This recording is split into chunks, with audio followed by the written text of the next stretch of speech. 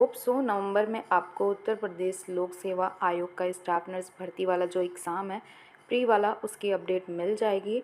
जिन लोगों ने भी यूपीपीएससी या फिर उत्तर प्रदेश लोक सेवा आयोग का स्टाफ नर्स वाला फॉर्म भर लिया है, तो अभी जो है उनके लिए एग्ज़ाम का प्रिपरेशन करना कहीं ना कहीं बहुत ही ज़्यादा इंपॉर्टेंट है।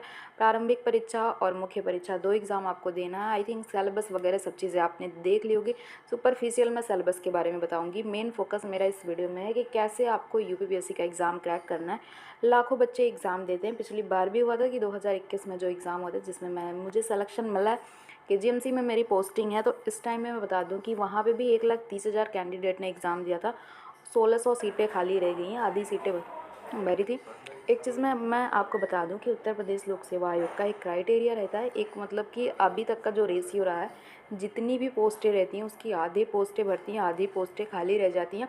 ऐसा आप मैं कैसे कह रही हूँ कि 2017 में जो एग्ज़ाम हुआ था उसमें भी सीटें खाली रह गई थी आधी। 2021 में जो एग्ज़ाम हुआ है लोक सेवा आयोग का स्टाफ नर्स वाला, उसमें भी 1600 प्लस सीटें खाली रह गई हैं। और अभी जो मेल वाला एग्ज़ाम हुआ था, जो 2017 में पेंडिंग था, मेल वाला एग्ज़ाम 2022 में हुआ है, तो उसमें भी 558 सीटों में 200 कुछ सीटें फिल हुई हैं, बाकी सीटें खाली रह गई हैं। तो इस बार भी यही मैं रेशियो बना के चलती हूँ कि जो 2040 पोस्टें हैं, इसमें भी लगभग आधी सीटें खाली रह जाती है। तो एक बात आपको ध्यान रखना है कि आखिर में यूपीपीएससी जो है वो इतनी कैंडिडेट को छांटता क्यों है। जैसा कि आपको पता है कि बाकी सारी वैकेंसीज़ में बहुत सारी वेटिंग आती है, साल साल भर वेटिंग रह जाती है, पर वेटिंग क्लियर नहीं होता है। लेकिन इसमें ऐसा क्या एग्ज़ाम है, पेपर भी बहुत ज़्यादा टफ नहीं आता कंपेयर मैं करूँ नॉर्सेट के एग्ज़ाम की या फिर अदर जो भी एग्ज़ाम होते हैं उसके मुकाबले। यूपीपीएससी का पेपर इजी आता है, लेकिन फिर भी जो है सीटें खाली रह जाती हैं। ऐसा क्यों होता है? फर्स्ट थिंग मैं बता दूं कि यूपीपीएससी सबसे ज़्यादा अगर कैंडिडेट को छांटता है तो वो डॉक्यूमेंट वेरिफिकेशन में, या फिर मैं कहूँ जो डॉक्यूमेंट्स कैंडिडेट लगाते हैं उसमें बहुत बारीकी से जाँच करता है। इस वजह से बहुत सारे कैंडिडेट डॉक्यूमेंट वेरिफिकेशन में, यानी डॉक्यूमेंट की कमी की वजह से छट जाते हैं, उन्हें पता भी नहीं चलता। और दूसरी बात यह है कि यूपीपीएससी का जो माइनस मार्किंग वाला है, एक क्वेश्चन पे आपको आधे नंबर मिलते हैं और उसके बाद से 0.33 का तो हर एक एग्ज़ाम में माइनस मार्किंग होता है। तो इसका माइनस मार्किंग भी बहुत ज़्यादा कहीं ना कहीं कैंडिडेट के छांटने में अहम रोल निभाता है। प्रारंभिक पेपर का आई थिंक आप लोगों ने सिलेबस देख लिया होगा। मेन जो इसमें है कि अगर आपने फर्स्ट वाला एग्ज़ाम पास कर लिया तो आपके चांसेस हैं सेकंड वाले एग्ज़ाम में क्रैक कर लें। सिर्फ और सिर्फ आप अगर कट ऑफ का नंबर लेके आते हैं, जैसा कि मैंने पिछले जितने भी यूपीपीएससी के एग्ज़ाम हैं उनका एवरेज हमने देखा है कि कट ऑफ जो मिनिमम रहती है ओबीसी की और जनरल की 40% कट ऑफ है, और मिनिमम मतलब नंबर आपको पाने 35% जो होता है वो एचएस कैंडिडेट के लिए। अगर आपने इतना नंबर पा लिया, इतना मिनिमम मैं बता रही हूँ, इतना नंबर अगर आपने पा लिया तो यूपीपीएससी में आपका सिलेक्शन श्योर है, क्योंकि सीटें खाली रह जाती हैं, पासिंग कैंडिडेट नहीं मिलते हैं। प्री वाले एग्ज़ाम में जैसा कि आपको पता है कि 170 क्वेश्चन आएंगे, आधे आधे नंबर के क्वेश्चन होते हैं, 85 नंबर का आपका पूरा पेपर होता है। एग्ज़ाम देने जा रहे हो तो इतना तो आपको पता ही होगा कि सिलेबस क्या है, क्या क्या चीज़ें पूछी जाएंगी, लेकिन फिर भी मैं बता दे रही हूँ क्योंकि बहुत सारे कैंडिडेट अवेयर नहीं होते हैं हर चीज़ के लिए। 170 क्वेश्चन आपके आएंगे 85 नंबर के, और जिनका एक्सपीरियंस होता है, या आपको पता है कि प्री वाले एग्ज़ाम में एक्सपीरियंस के नंबर काउंट नहीं होंगे। एनएचएम के जो भी एक्सपीरियंस है पर ईयर आपको 3 मार्क्स दिए जाएंगे और मैक्सिमम 5 साल के 15 मार्क्स आपको दिए जाएंगे।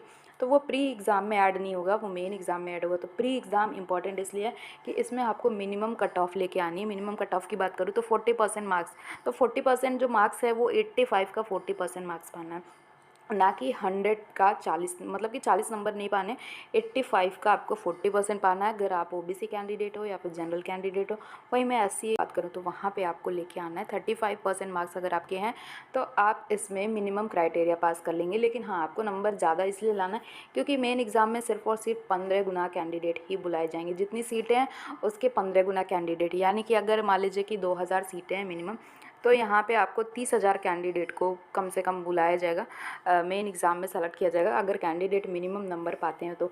2 घंटे का पेपर रहेगा 120 मिनट का, जिसमें आपको 120 प्रश्न जो होंगे मेन नर्सिंग से होंगे। अगर आपका नर्सिंग स्ट्रॉन्ग है या फिर नर्सिंग पे बहुत ज़्यादा आपको मजबूत पकड़ है, तो अगर आपको जनरल नॉलेज बिल्कुल नहीं आता होगा, नर्सिंग भी हिंदी भी नहीं आती होगी, तब भी आप इस एग्ज़ाम को क्रैक कर लेंगे। लेकिन अगर आपकी नर्सिंग में थोड़ी बहुत भी मतलब मजबूती नहीं है, तो फिर आपको हिंदी पे और इवन आपको जनरल नॉलेज पे फोकस करना है। सिलेबस आपने देख लिया होगा, सारे सिलेबस डिटेल में यहाँ दिए गए हैं, एक एक टॉपिक दिए गए हैं। मैं बताती हूँ कि आपको किस बुक से पढ़ना है। जैसा कि मैंने इस एग्ज़ाम को क्रैक किया तो मुझे स्ट्रैटेजीज़ पता है कि मैंने कहाँ से कैसे पढ़ाई करी थी। तो यहाँ के लिए हो गया अब मेन एग्ज़ाम का सिलेबस क्या है, मेन एग्ज़ाम में वो भी आपको 85 नंबर का ही पेपर होगा, मेन एग्ज़ाम वाला भी। इसमें क्या है, फर्स्ट वाले एग्ज़ाम में, प्रारंभिक एग्ज़ाम में माइनस मार्किंग है 0.33 का, पर मैं मेन एग्ज़ाम की बात करूँ तो वहाँ पे कोई भी माइनस मार्किंग नहीं है। वहाँ पे आपको रिटर्न पेपर लिखना होगा, जैसे आपने जीएनएम में या फिर बीएससी नर्सिंग में जैसे आप एग्ज़ाम लिखते हो, रिटर्न की तरह क्वेश्चन आपसे पूछे जाएंगे। पेपर मैं अपलोड कर दूँगी डिस्क्रिप्शन में, आप देखिएगा, यहाँ पे आप पेपर देख सकते हैं। इसी टाइप का पेपर आपको मिलेगा मेन एग्ज़ाम में। तो वहाँ पे लिखना होता है, जितनी आपकी हैंडराइटिंग अच्छी होगी, जितनी अच्छे से आप लिखना जानते होंगे, जितनी अच्छा आपका कॉन्सेप्ट होगा, तो मेन एग्ज़ाम आप क्रैक कर लोगे। पहले प्री में ही ज़्यादा टेंशन है, मेन एग्ज़ाम वाला भी बहुत टफ आता है, उसमें भी बहुत सारे कैंडिडेट को बाहर कर दिया जाता है, क्योंकि मेन एग्ज़ाम में आपको समझ नहीं आता है कि क्या लिखें, कैसे लिखें। तो वो भी मैं आपको बताऊंगी कि कैसे लिखना।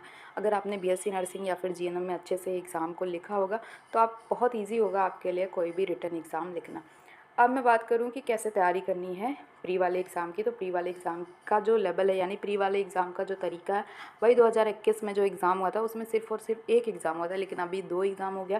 प्री वाले एग्ज़ाम में देखो, मैं बता दूं क्या करना है कि नर्सिंग वाला जो पोर्शन है, आपको जब लास्ट मोमेंट पे बहुत सारे कैंडिडेट या फिर बहुत सारे स्टूडेंट क्या करते हैं कि जितने भी यूट्यूब चैनल पे प्रमोशंस आते हैं, पेड प्रमोशंस आते हैं कि क्रैश कोर्स चल रहा है यूपीपीएससी का, तो आपको मैं एक चीज़ बता दूं कि कोई भी क्रैश कोर्स आपको मेन एग्ज़ाम को पास करने में, सॉरी, किसी भी एग्ज़ाम को पास करने के लिए क्रैश कोर्स सफिशिएंट नहीं होता है। और लास्ट मोमेंट पर अगर आप तैयारी करने जा रहे हो, जैसे कि अभी आपके पास 1-2 महीने बचे हुए हैं यूपीपीएससी के लिए, अगर इस टाइम में आप सोचो कि किसी भी क्रैश कोर्स को खरीद के मैं यूपीपीएससी या फिर केजीएम या फिर कोई भी एग्ज़ाम पास कर लूँ, तो ऐसा पॉसिबल नहीं है। आपको पूरी थ्योरी पे फोकस करना है। अगर आपने सिर्फ क्रैश कोर्स पे फोकस करके एग्ज़ाम में आप बैठते हो तो सिलेक्शन आपका होना मुश्किल है।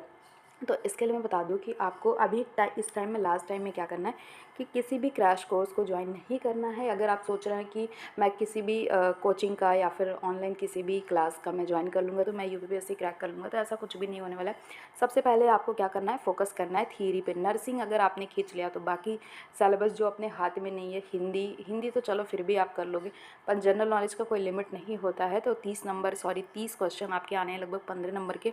तो अगर आप उसमें से आपको थोड़ा भी नहीं आता है तो आपको मेन जो बेसिक बनानी है वो आपको नर्सिंग पे ही बनानी है। तो नर्सिंग के लिए क्या करना है, बहुत सारे लोग पूछते हैं कि मैम कौन से बुक से पढूं, तो मैं यहाँ पे मैं बता दूं कि मैं किसी भी बुक का प्रमोशन नहीं कर रही हूँ, लेकिन मैं अपना पर्सनल एक्सपीरियंस बता रही हूँ कि नर्सिंग इसमें बहुत इजी आता है। मतलब कि सिंगल लाइनर क्वेश्चन होते हैं और ऐसे क्वेश्चन भी आते हैं जिसमें आपको 4 ऑप्शन में से चूज़ करना होता है कि कौन सा सही है। मतलब हाँ या ना वाले क्वेश्चन भी आते हैं। तो उसके लिए आप डिस्क्रिप्शन में मैं 2017 वाला एग्ज़ाम का पेपर, स्टाफ नर्स वाला, 2021 स्टाफ नर्स और मेल फीमेल वाला, और साथ में जो मेल एग्ज़ाम का मेल कैंडिडेट का एग्ज़ाम हुआ था प्री और मेंस का, वो सारे पेपर मैं डाल दूँगी डिस्क्रिप्शन में। वहाँ से डाउनलोड करिए, वहाँ से देखिए कि पेपर का लेवल क्या है। एग्ज़ाम की तैयारी करने के लिए आपको क्या करना है, पहले सारा जो पेपर 2017 वाला, 2021 वाला और साथ में जो भी 2022 में मेल फीमेल का हुआ है, वो सारे पेपर को आपको कम से कम कई बार पढ़ना है। सारे क्वेश्चन, जैसे जैसे क्वेश्चन पूछे गए सेम पैटर्न पे आपके क्वेश्चन आएंगे। नर्सिंग का आपको किस बुक से पढ़ना है, तो पीआर यादव की बुक सबके पास होगी, ये वर्ल्ड वाइड फेमस बुक है। इसके अलावा मैं अपने वीडियो में बता दूं, मैं इस बुक का कोई भी प्रमोशन नहीं कर रही हूँ, बस मैं अपना जो स्टडी है वो बता रही हूँ। पीआर यादव की बुक लेनी है लास्ट टाइम में और आपको उसको डिटेल में पढ़ना है। जितना भी टाइम है आप टाइम शेड्यूल बना लीजिए कि कितने दिन में आपको ये बुक कंप्लीट ख़त्म कर देंगे, कितने दिन में। तो बेसिक से लेके सारी बेसिक चीज़ें क्लियर करनी है, क्योंकि यूपीपीएससी में बेसिक क्वेश्चंस आते हैं। हिंदी और इंग्लिश दोनों में एग्ज़ाम होगा, पेपर जो होगा रिटर्न होगा, ऑनलाइन पेपर नहीं होगा। तो इसमें आपको क्या करना है, हिंदी और इंग्लिश दोनों में पेपर होगा। तो पीआर यादव की जो भी पूरी बुक है आप उसको पढ़ जाइए। और साथ में यूट्यूब पे बहुत सारे फ्री के चैनल चलते हैं, या फिर यूट्यूब में जो, जैसे आप टॉपिक वाइज पढ़िए। अगर आप मान लीजिए कि ईसीजी पढ़ रहे हो या फिर आप ईसीटी पढ़ रहे हो, तो आप क्या करो कि ईसीटी पहले बुक से पढ़ो। बुक से पढ़ने के बाद अगर आपको लगता है कि कुछ कंटेंट इसमें छूट गया, कुछ इंपॉर्टेंट पॉइंट छूट गए, तो जस्ट आप यूट्यूब पे आपको सर्च करना है ईसीजी या फिर ईसीटी, उसके बारे में पूरी डिटेल पढ़नी है, कहाँ से और भी ज़्यादा क्वेश्चन आ जाए। तो फ्री के क्लासेस का आप फ़ायदा उठा सकते हैं। ज़रूरी नहीं है कि आपने जो पैसे दिए हैं उसी से पढ़िए, फ्री में भी आप यूट्यूब से पढ़ सकते हो, कोई भी क्लासेस लेने की ज़रूरत नहीं है। आपको क्या करना है, टॉपिक वाइज जितने भी इंपॉर्टेंट टॉपिक्स हैं सारे इंपॉर्टेंट टॉपिक्स को पढ़ना है। सुपरफिशियल आपको एक बुक पूरी ख़त्म करनी है। पीआर यादव की बुक अगर आप पढ़ लेते हो हर एक एग्ज़ाम में हेल्प हो जाती है, क्योंकि उसमें हर चीज़, मतलब एकदम जो भी चीज़ें दी गई हैं डिटेल में दी गई हैं, जो इंपॉर्टेंट है वही सारी चीज़ें दी गई हैं, उसको पढ़ना है। पूरी डिटेल से पढ़ना है। जितना भी आपके पास टाइम बचा है, टाइम को डिवाइड करिए कि इतने दिन में आप नर्सिंग के पोर्शन पढ़ेंगे। और हिंदी के लिए आप 10 दिन मान के चलो कि हिंदी के लिए 10 दिन आप लगा के रखो कि आपको इतने में हिंदी पढ़नी है। और साथ में हिंदी पढ़ने के साथ साथ में हिंदी पढ़ने का मैं ट्रिक भी बता दे रही हूँ। ये जो इतने टॉपिक है ना, यही सारे टॉपिक आपको पूछे जाएंगे हिंदी में। तो हिंदी के लिए आप मार्केट में जाओगे तो बहुत सारे बुक अवेलेबल है। मैं एक बुक का आपको यहाँ पे नाम बता देती हूँ। ये इसका भी मैं कोई प्रमोशन नहीं कर रही हूँ, जिस टाइम में मैंने पढ़ाई किया था तो ये ऐसी मेरे पास बुक थी, और ये स्पेशली नर्सिंग के लिए कोई बुक नहीं थी। आर ओ ARO और बहुत सारे जो पेपर आते हैं, TGT PGT, ये सारी चीज़ों के लिए तो कंबाइन बुक है। इसमें आपको 6 टॉपिक जो मैंने बताया, सामान्य हिंदी के जो 6 टॉपिक है, ये सिर्फ 6 टॉपिक इसमें थे। मेरे पास बुक है ये, इसमें सिर्फ और सिर्फ 6 टॉपिक थे और 6 टॉपिक को डिटेल में बताया गया है। डिटेल में बताने के साथ साथ में बहुत सारे एग्जाम्पल, मतलब क्वेश्चन भी दिए गए हैं। तो आप क्वेश्चन को, जो ऑप्शनल क्वेश्चन है उसको सॉल्व करिए। और साथ में जो एक टॉपिक, मतलब कि 6 टॉपिक जो दिए गए, आपको एक बार में हिंदी नहीं समझ में आएगी। मुझे भी नहीं आ रही थी क्योंकि मुझे हिंदी छोड़े हुए बहुत टाइम हो गया, तो हिंदी मेरे लिए पढ़ना बहुत ही मुश्किल था। पर मैंने क्या किया, ये जो टॉपिक है, सबसे पहले मैंने ये वाली जो बुक है सामान्य हिंदी की, कोई सी भी बुक आप ले सकते हैं। अगर आप बुक स्टॉल पे जाओगे तो बोलिएगा कि मुझे सामान्य हिंदी का बुक दीजिए, जिसमें ये सारी 6 के 6 टॉपिक, ये 6 टॉपिक ही पूछे जाते हैं UPSC के किसी भी एग्ज़ाम में। नर्सिंग के अलावा भी जो एग्ज़ाम होते हैं इसमें ये सारे 6 टॉपिक आते हैं। तो सबसे पहले अगर आप मान लो आपको विलोम शब्द नहीं आ रहा, वर्तनी या फिर वाक्य शुद्धि ये सब नहीं आ रहा, तो सबसे पहले आपको ये टॉपिक जो सर्च करके यूट्यूब पे आपको सर्च करना। और जिस भी क्लास का आपको समझ में आए, यूट्यूब पे बहुत सारे लोग हैं हिंदी पढ़ाते हैं, कोई स्पेशल नहीं है। आपको जो भी क्लास समझ में आए वहाँ से आपको पहले इसका इंट्रोडक्शन समझना अच्छे से, कि तत्सम क्या है, तद्भव क्या है, विशेष विश्लेषण क्या है, पर्यायवाची शब्द क्या है, अनेक शब्द, ये सारी चीज़ों को आपको पढ़ना है। पहले डिटेल में इसका इंट्रोडक्शन पढ़ना है। जब आपको इंट्रोडक्शन समझ में आ जाएगा, उसके बाद से आपको बुक में जो भी एग्जाम्पल दिए गए हैं, बुक में जो क्वेश्चन दिए गए हैं, उसको लगातार से सॉल्व करना है। जब भी आपको टाइम मिले तो जब भी आप उसको सॉल्व करें। इसके अलावा भी आपको यूट्यूब से ही सर्च करना है कि इन सारे टॉपिक, जैसे विलोम शब्द कौन से सबसे ज़्यादा इंपॉर्टेंट है, जो बार बार एग्जाम में पूछे जाते हैं, तो वो क्लासेस में जो भी 15 मिनट 20 मिनट की क्लासेस रहती है, फ्री के क्लासेस से बता रही हूँ, फ्री में वो लोग पढ़ाते हैं। तो आपको जस्ट जो भी वीडियो में कम से कम 50 या फिर 60 70 जो भी 100 तक अगर विलोम शब्द दिए गए, उस वीडियो को आप डाउनलोड कर लीजिए। और जब भी आप कोई काम करते रहिए, या फिर आप खाना बनाते रहो, या फिर कहीं ऑटो में जाए, या फिर कुछ भी करें, ड्यूटी करते हैं, तो उसको बार बार सुबह उठने से, मतलब दिन में 2-3 बार उस विलोम शब्द के वीडियो को आप देखा करिए, जिससे आपको याद हो जाएगा। तो ऐसा करना है। और साथ में जो बुक मैंने बताया है, ये ऐसी ही बुक, आपको ज़रूरी नहीं है कि यही बुक आदित्य पब्लिकेशन की, कोई भी सामान्य हिंदी की बुक आपको मिलेगी, तो उस बुक को लेना है। और साथ में एक एक जो एग्ज़ाम्पल दिए गए, सभी एग्ज़ाम्पल को आपको हल करते रहना है। तो जिससे अगर आप 10 दिन पहले, अभी मान लीजिए हिंदी आपने एक बार पढ़ लिया पूरा, फिर जैसे जैसे एग्ज़ाम आएगा तो 2-3 बार आप रिविज़न कर लीजिए, तो हिंदी आपका कवर हो जाएगा। अगर आपका नर्सिंग में थोड़ा सा भी चूक हो जाएगा तो हिंदी जो है आपको कवर कर लेगा। मैंने जब एग्ज़ाम दिया था तो मेरे हिंदी के जो क्वेश्चन थे वो बहुत ज़्यादा गलत हुए थे। मतलब मुझे लग रहा था कि मैंने सही किया है, लेकिन बाद में बहुत ज़्यादा गलत हुआ था। हिंदी में जितने नंबर मुझे प्लस में नहीं मिलने थे, उससे ज़्यादा मुझे हिंदी में माइनस हो गया था। अब मैं बात करूँ सामान्य ज्ञान की, तो सामान्य ज्ञान का सिलेबस ऑलरेडी दिया गया। इसके लिए आपको क्या करना है, मैंने कहाँ से पढ़ा था, तो मैंने एक बार 2017 में जब वैकेंसी निकली थी, उस टाइम में मेरा रजिस्ट्रेशन नहीं हुआ था, तो मैंने UPPSC का फॉर्म नहीं भरा था। फॉर्म तो नहीं भरा था, पर मैंने बुक ली थी ताकि मैं अब इन फ्यूचर जब एग्ज़ाम हो तो पढूँ। तो ऐसा मेरे पास एक काले रंग का बुक था। और UPPSC का जो सिलेबस वाला बुक है, इस समय भी मार्केट में बहुत सारी बुक आ चुकी हैं UPPSC तैयारी से रिलेटेड। तो ऐसा मेरे पास बुक था 2017 में। अभी भी ऐसे ही रिलेटेड जो अरिहंत पब्लिकेशन है या फिर बहुत सारे पब्लिकेशन है, तो उन्होंने सिलेबस को उठा के बुक बनाया हुआ है। तो स्टाफ नर्स भर्ती परीक्षा का आपको एक बुक लेना है मार्केट से। उसमें क्या होगा, एक चीज़ प्लस पॉइंट होगा कि जो आपका नर्सिंग का जनरल नॉलेज है, वो जनरल नॉलेज में जैसे कि भारत का इतिहास है और भी चीज़ें जो यहाँ पे टॉपिक दी गई है, मैं एक बार दिखा देती हूँ। जैसे कि भारत का इतिहास, भारतीय राष्ट्रीय आंदोलन, ये सब जो टॉपिक दिए गए हैं ना, उसको सुपरफिशियली वहाँ पे दिया गया है उस बुक में। तो बस उतना ही सफिशिएंट आपके लिए, क्योंकि अगर आप बहुत ज़्यादा हिस्ट्री में जाते हो तब भी कोई फिक्स नहीं है कि कहाँ से क्वेश्चन आएंगे। तो आप 30 नंबर जो मान के चलो, वो अपने मतलब माइंड से आपको लगाना है, वो कहीं से भी आपको क्वेश्चन नहीं फंसेंगे। मेन फोकस आपको नर्सिंग पे करना है। और ये जो जनरल नॉलेज के क्वेश्चन है, जैसे कि भारतीय कृषि में यूपी का जो सबसे ज़्यादा इम्पोर्टेंट है वो पढ़ना है, और साथ में भारत का, और जो जनरल नॉलेज है वो यूपी का पढ़ना है। अभी देखो करंट अफेयर के भी क्वेश्चन आ सकते हैं। करंट अफेयर के लिए आपको क्या करना है, जब तक एग्ज़ाम नहीं हो रहा है आपका, जब तक मतलब कि अगर 1 महीने या 2 महीने जब तक एग्ज़ाम नहीं हो रहा, शाम को एक बार आपको क्या करना है कि न्यूज़ चैनल स्टार्ट करना है और इंडिया का न्यूज़ चैनल और साथ में आपका यूपी का जो भी समाचार देता है उसको डेली सुनना है। डेली अगर आप 1 महीने सुनते हो तो आपका करंट अफेयर कुछ ना कुछ आपका फिक्स है कि आपको तैयार होगा। और यूपी का जनरल नॉलेज आपको पढ़ना है और उसके लिए आपको बुक जो है यूट्यूब से आप 10 क्वेश्चन पढ़ लोगे तो उससे कुछ नहीं होने वाला है, बेसिक चीज़ें आपको जाननी चाहिए। तो इसके लिए आपको मार्केट में जो भी बुक अवेलेबल है आप एक बार मार्केट में जाके देखिए। यूपीपीएससी स्टाफ नर्स से रिलेटेड पब्लिकेशन के बहुत सारे बुक आ गए हैं, उसमें से आपको एक परचेस करना और ये सारे टॉपिक को आपको कवर करना। हाँ, इसमें से आपको क्वेश्चन नहीं फंसेंगे, लेकिन फिर भी अपनी तरफ से आपको कोई भी तैयारी में कमी नहीं करनी है। तो जनरल नॉलेज से मैंने यही किया था कि जनरल नॉलेज में मैंने उसी बुक से पढ़ा, जैसा कि ये बता रहा है, ये जो वाला जो बुक है उस टाइम में मुझे मिला हुआ था। तो ऐसे बुक अभी भी मार्केट में अवेलेबल, उसमें से आपको एक बुक परचेस करना है। सिलेबस वगैरह सब कुछ दिया होगा, तो ऐसे ही आपको बुक परचेस करके उसमें से आपको जो इतिहास के जो क्वेश्चंस हैं या फिर मैं कहूँ भारतीय सभ्यता, ये सारी चीज़ें जो जनरल सामान्य ज्ञान से है उसको पढ़ना है। हिंदी का मैंने बता दिया कि आपको हिंदी के लिए कोई भी बुक लेनी है, ज़रूरी नहीं है कि यही बुक हो, सामान्य हिंदी की बुक आपको मिलेगी मार्केट में।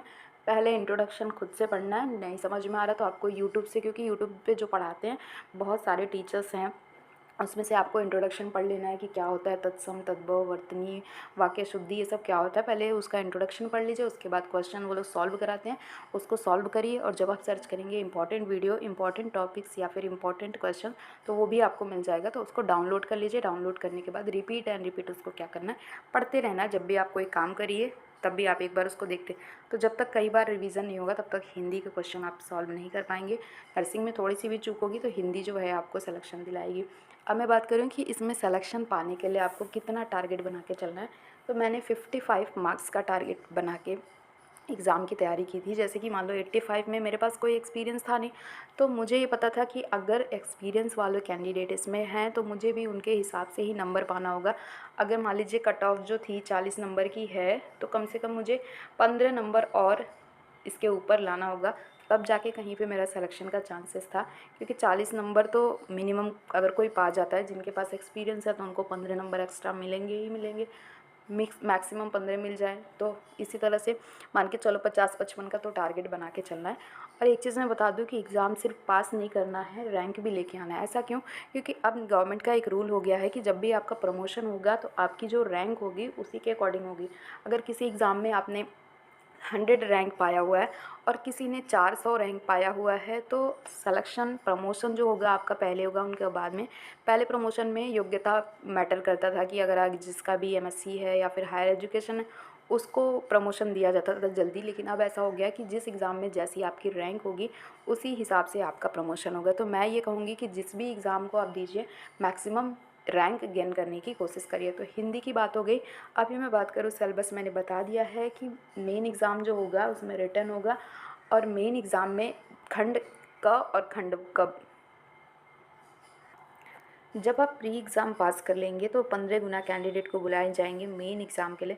मेन एग्ज़ाम का सिलेबस क्या है, सिर्फ और सिर्फ नर्सिंग से ही आपको क्वेश्चन पूछे जाएंगे, कोई भी माइनस मार्किंग नहीं होगी। 3 घंटे का पेपर होगा 85 नंबर का, जिसमें 2 पार्ट में पेपर डिवाइड होगा। पहला छोटा छोटा आंसर वाला दीर्घ उत्तरीय प्रश्न होगा और उसको 125 शब्दों में लिखना होगा। हिंदी और इंग्लिश मिक्स करके आप लिख सकते हैं, ऐसा कुछ भी नहीं है कि सिर्फ आपको हिंदी में लिखना है, सिर्फ आपको इंग्लिश में लिखना है।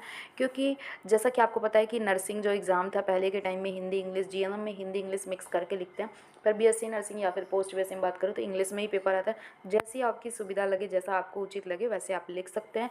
85 नंबर में से मैंने बता दिया कि आपको जो 25 नंबर के क्वेश्चन होंगे उसमें 5-5 नंबर के क्वेश्चन होंगे। 5 क्वेश्चन आपको करने होंगे और सिर्फ 5 ही क्वेश्चन आपको दिए जाएंगे और पाँचों में से पाँचों करना है। 5-5 नंबर के आपके क्वेश्चन होंगे। अभी मैं बता दूं कि जो खंड बी आएगा उसमें आपको 6 क्वेश्चन मिलेंगे। 6 क्वेश्चन जो होंगे वो बड़े बड़े क्वेश्चन होंगे, 15 नंबर के 6 क्वेश्चन होंगे, लेकिन उसमें आपको 4 ही क्वेश्चन करना है और मैक्सिमम आपको 300 वर्ड का ही लिखना है। ऐसा नहीं कि ये क्वेश्चन को आप 600 शब्द में लिख दो, दूसरे क्वेश्चन को आप छोटा लिखो। तो आपको लिमिटेड पेज मिलेगा, लिमिटेड आपको चीज़ें लिखनी होंगी। और हमेशा ही आपको जैसे पता है कि ये गवर्नमेंट जॉब का एग्ज़ाम है, तो मुख्य परीक्षा में आपको कुछ भी लिखने से नंबर नहीं मिलेगा। जो एक्यूरेट चीज़ें होंगी वो लिखेंगे तो आपको नंबर मिलेगा। हैंड राइटिंग भी आपकी मैटर करती है और जो आपने कंटेंट लिखा हुआ है उसमें आपका कितना मतलब अच्छा परफॉर्मेंस है, इसके बेस पे आपको नंबर मिलेगा।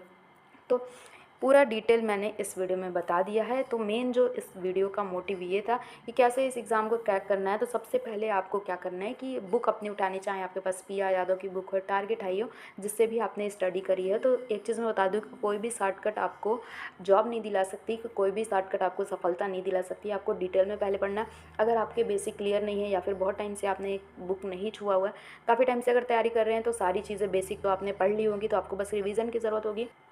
सबसे पहले आपको जो पुराना पेपर है उसको देखना है, 2017 वाला, 2021 वाला, और मेल एग्ज़ाम का जो है प्री और मेंस का पेपर देखना। अच्छे से आपको पेपर देखना है, उसको स्टडी करना है कि कैसे कैसे क्वेश्चन पूछे गए हैं, क्या मतलब उसका बेस है, ये सब चीज़ें पढ़नी है।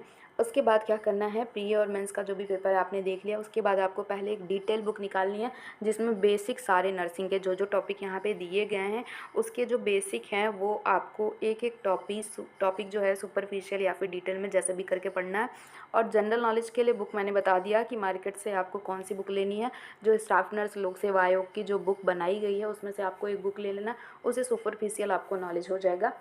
वहाँ से आपको बुक लेना है। मार्केट में बहुत सारे बुक अवेलेबल हैं, बस जो ये टॉपिक कवर करते हैं उसको ले लेना है। ये सारे टॉपिक ज़रूरी नहीं है कि जो उस बुक में दिया गया है वही आपको एग्ज़ाम में मिल जाए। तो बस ये मान के चलना है कि अगर 30 क्वेश्चन है तो अगर आप उसमें से 10 क्वेश्चन भी सही कर लेते हैं तो भी आपका सिलेक्शन है। हमने भी ऐसा ही किया था, 30 के 30 क्वेश्चन मेरे तो सही हो नहीं सकते। मुश्किल से मैंने जनरल नॉलेज में 10 क्वेश्चन जो हैं वो किए थे, और जो मुझे एग्जैक्ट आ रहे थे वही मैंने टच किया था। एक चीज़ आप मान के चलना कि जो एग्जैक्ट आएगा वही टच करना है। हिंदी की बात करूँ, हिंदी के लिए मैंने बता दिया कि आपको एक सामान्य हिंदी की बुक लेनी है। पहले आपको मार्केट से कोई भी 6 जो टॉपिक है बस वही वाली टॉपिक की बुक लेनी है। उसके बाद आपको यूट्यूब से पहले इंट्रोडक्शन पढ़ना है, जो भी यूट्यूब चैनल आपको पसंद है। जैसे मैं आपको बता रही हूँ तो क्या पता कि मुझे जो समझ में आ रहा है वो आपको समझ में नहीं आ रहा, मुझे जो टीचर से समझ में आ रहा है वो आपको समझ में नहीं आ रहा। तो आपको यूट्यूब पे बहुत सारे क्लासेस हैं, एक एक टॉपिक को अच्छे डिटेल में, 6 टॉपिक ही हिंदी में पढ़ना है तो पहले उसका इंट्रोडक्शन पढ़ लीजिए। उसके बाद क्वेश्चन जो हैं इस बुक से ऑप्शनल क्वेश्चन सॉल्व करिए, तो धीरे धीरे आपको याद हो जाएंगे। साथ ही साथ आपको यूट्यूब पे जो इम्पॉर्टेंट, जैसे कि विलोम शब्द जो भी है, तो कौन कौन से विलोम शब्द इम्पॉर्टेंट है ये आपको यूट्यूब से ही पता चलेगा। वहाँ से सर्च करिए। सर्च करने के बाद आपको क्या करना है, उसको वीडियो को सेव कर लेना है, यूट्यूब के वीडियो को सेव कर लेना है। बार बार उसको रिपीट करना है, बार बार जब भी आपको फुर्सत मिले तो वीडियो लगा के बार बार रिपीट करिए, जिससे विलोम शब्द वगैरह जो भी हिंदी है वो आपको याद हो जाए। क्योंकि मुझे पता है बहुत टाइम से आपने हिंदी नहीं ध्यान दिया होगा। अगर आपने नर्सिंग किया तो हिंदी का आपके लिए कोई यूज़ नहीं होगा। नर्सिंग की बात करूँ तो मैंने बता दिया कि आपको बेसिक सारी नर्सिंग के जितने सिलेबस हैं वो आपको कवर करना है। पीआर यादव की आप कर, अगर आपके पास बुक है तो वो सफिशिएंट आपके लिए। मैंने बताया कि आपको कोई भी क्रैश कोर्स के भरोसे तैयारी नहीं करनी है। कोई भी क्रैश कोर्स जल्दी आपको सिलेक्शन नहीं दिलाएगी जब तक आपका बेसिक क्लियर नहीं होगा। प्री एग्ज़ाम में आप एक टारगेट बना के चलो कि आपको कितना नंबर पाना है। तो मैं बता रही हूँ कि अगर आपने 50-55 का टारगेट बना के रखा हुआ है तो सिलेक्शन आपका मेन एग्ज़ाम में भी होगा, प्री में होगा। ऑल द बेस्ट सभी को। इसके अलावा भी कोई डाउट है तो कमेंट करिए। अगर आपको लगता है कि इसके अलावा भी अगर आपको कोई भी वीडियो चाहिए तो मैं वो वीडियो पे लेके आ जाऊँगी। मिलते हैं नेक्स्ट वीडियो में। Love you all, bye.